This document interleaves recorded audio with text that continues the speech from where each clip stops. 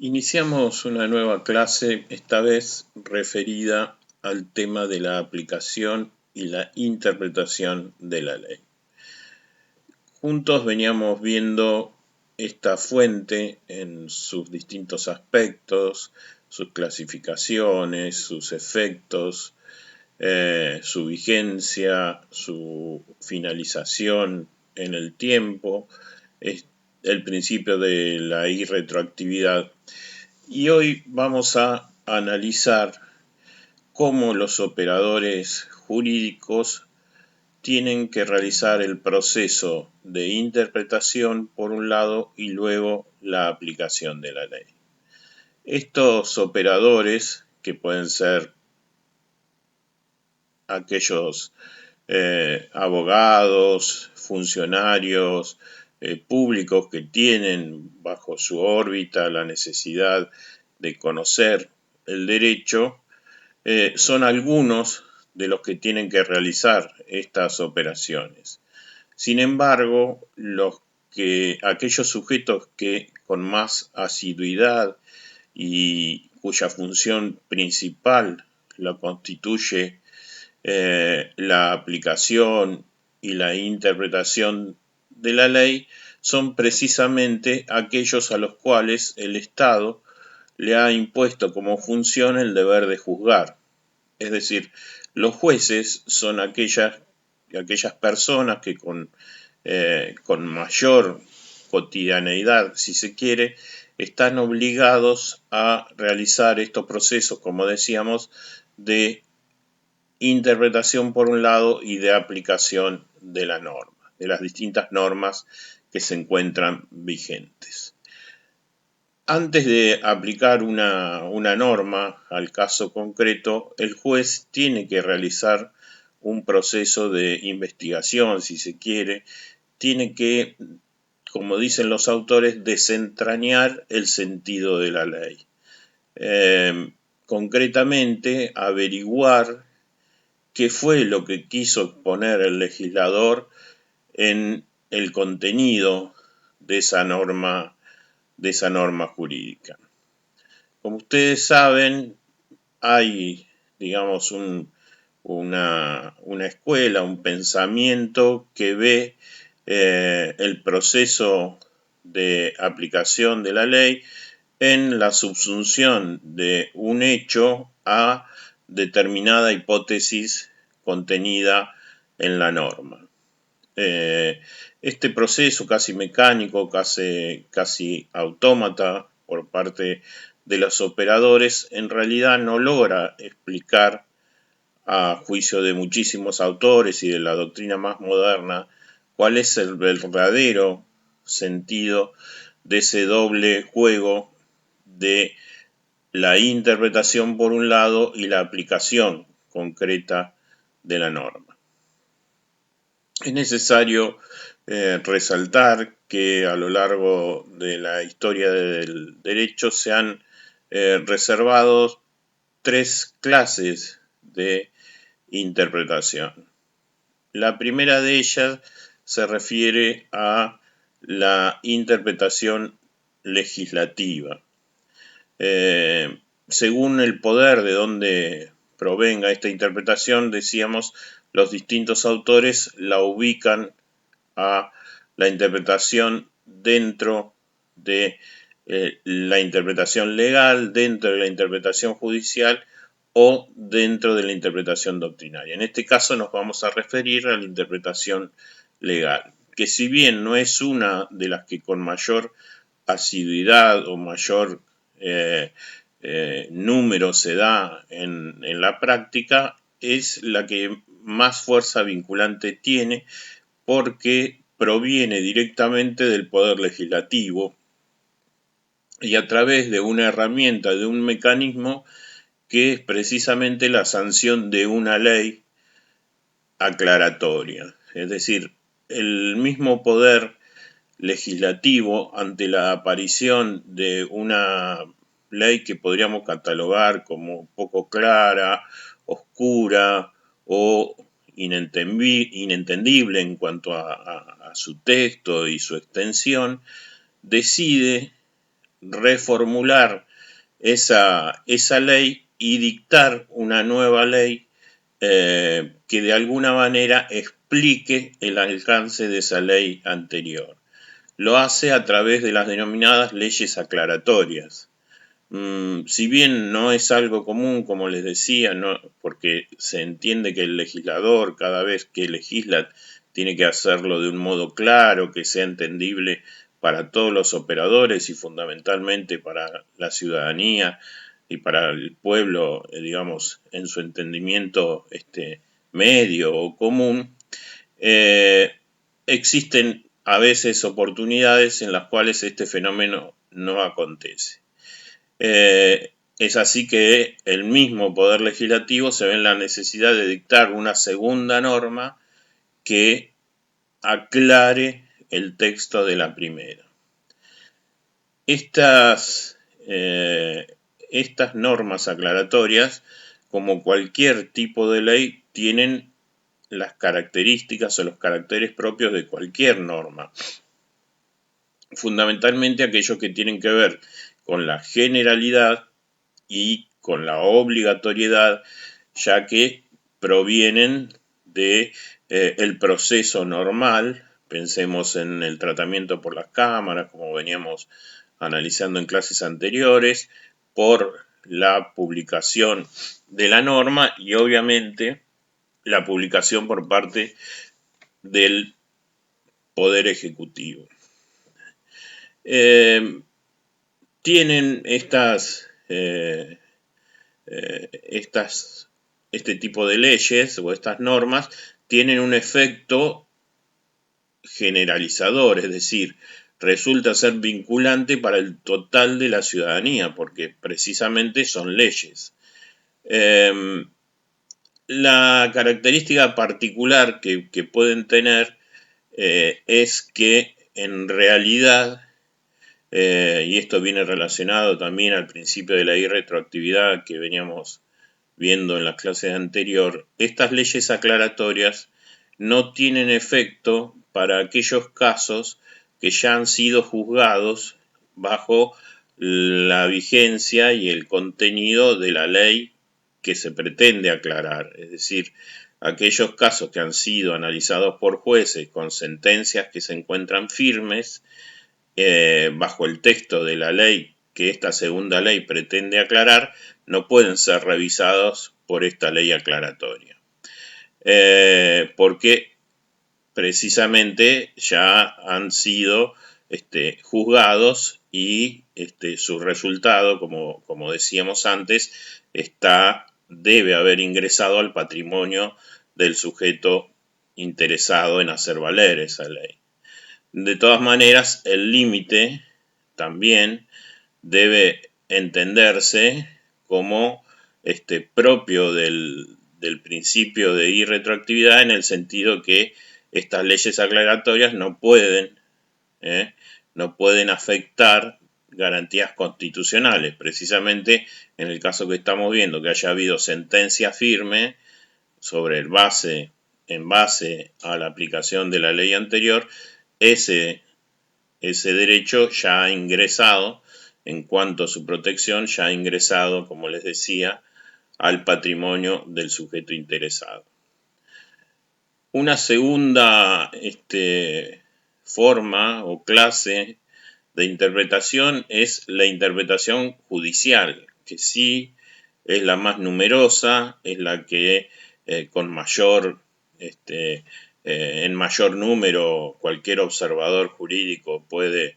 ver, es la que realizan precisamente los jueces y la realizan a través de sus sentencias. Cuando el juez tiene que hacer el proceso lógico jurídico de tomar una definición en cuanto a las postulaciones que las partes en disputa realizan, tiene que hacer previamente una investigación sobre cuál es el alcance que el legislador quiso darle a la norma que él pretende aplicar. Necesita de algún modo investigar a través de elementos que luego vamos a ver cuáles son, cuál ha sido la intención del legislador, qué es lo que ha pretendido, o sea, qué contradicción o qué conflicto social ha pretendido de algún modo abarcar mediante el texto, el contenido de esa ley, y obviamente ver si esa norma, esa ley, resulta ser pasible de aplicación al caso que él tiene que resolver. Todo ese proceso el juez lo realiza a través de la herramienta más usual por parte que él puede utilizar, que es la sentencia. No solo es digamos, no es una facultad que tiene el juez, sino que precisamente el juez tiene que dictar, por obligación legal, tiene que dictar sentencias en todo proceso en el cual ha sido llamado a actuar. Es una imposición que en el viejo artículo 15 del Código Civil de Vélez ya se encontraba expresamente tipificada, y actualmente en el artículo 3 del Código Civil y Comercial que nos rige, también se sigue imponiendo como un deber legal por parte de los jueces, tener que dictar sentencia en el caso concreto. Un juez no puede nunca decir: no encuentro la solución, resolvámoslo de otra manera, llamemos a amigables componedores. No, el juez tiene la obligación de dictar sentencia. Después, como veremos, la misma ley lo va a auxiliar, si se quiere, en esta tarea, le va a aportar determinados elementos, determinadas formas sobre los cuales apoyarse para poder cumplir con esa misión. Así como decíamos que la interpretación legislativa se aplicaba a través del dictado de una ley a todos los ciudadanos, en este caso la interpretación judicial solo se vuelve operativa u obligatoria para aquellas partes que han sido participantes en el proceso que se resuelve. La sentencia, imaginemos que impone una obligación o que exime de realizar alguna conducta, solo tiene alcance con respecto a las partes que intervinieron en el juicio. Es decir, no tiene una aplicación general como veíamos con la ley, sino que solamente acotada a aquellos sujetos que son partes en el proceso civil. Eso siempre es así, solamente que en determinados procesos que se llaman procesos colectivos o procesos en los cuales intervienen más de una parte, ya sea una parte actora, que es la que demanda un objeto, o la parte demandada, que es la que recibe la petición por parte de la actora. En los casos de procesos, les decía, en los cuales intervienen muchas partes, pero con una misma petición o con un mismo objeto de reclamo, puede darse el caso que la sentencia, por digamos, alcance no solamente a las partes que reclamaron, el grupo que reclamó, sino que que extienda sus efectos hacia algún grupo de personas que forme parte de ese universo de sujetos implicados en la observancia o en el respeto de un derecho colectivo, y que aún no formando parte del reclamo, la sentencia también extienda sus efectos hacia los derechos de los cuales esas personas resultan ser titulares. En los casos que ustedes ven, quizás públicamente, denominados amparos colectivos o amparos realizados por determinadas personas en representación de grupos que están, digamos, los amparos que están previstos, ¿no?, en los artículos, digamos, en el juego armónico del artículo 41, 42 y 43 de la Constitución Nacional, se ve que ante determinada petición, imaginemos un caso de reclamo por irregularidad en la fijación de tarifas de servicios públicos, la sentencia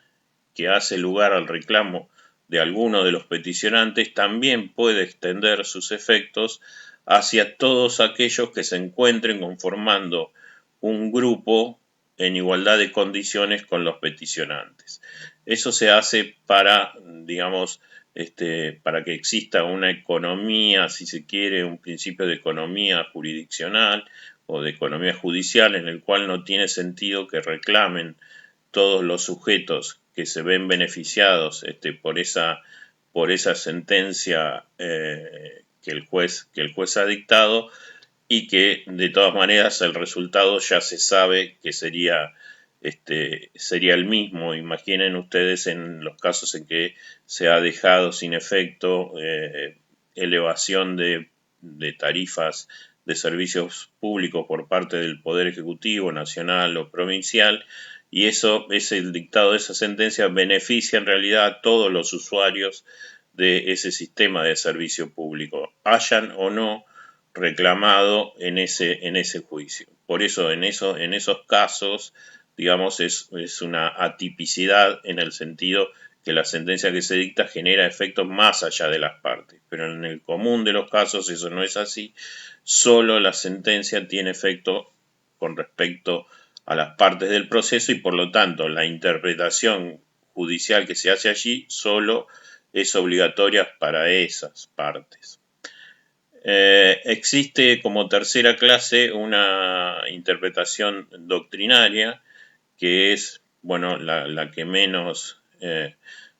poder vinculante tiene, la que menos efecto vinculante directo tiene, que es la que realizan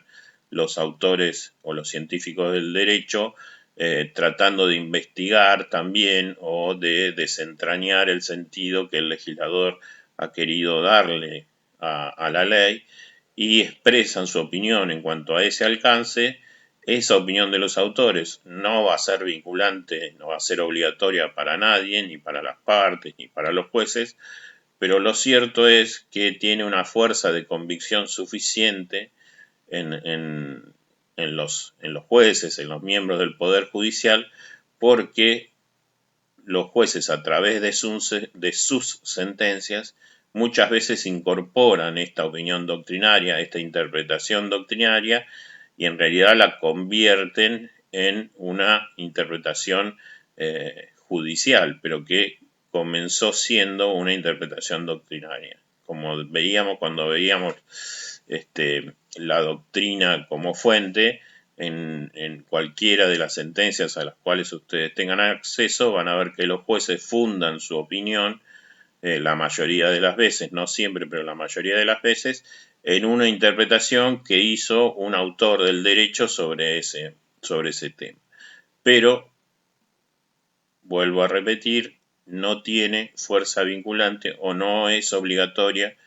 para ningún ciudadano y tampoco para los sujetos que formaron parte de un proceso judicial.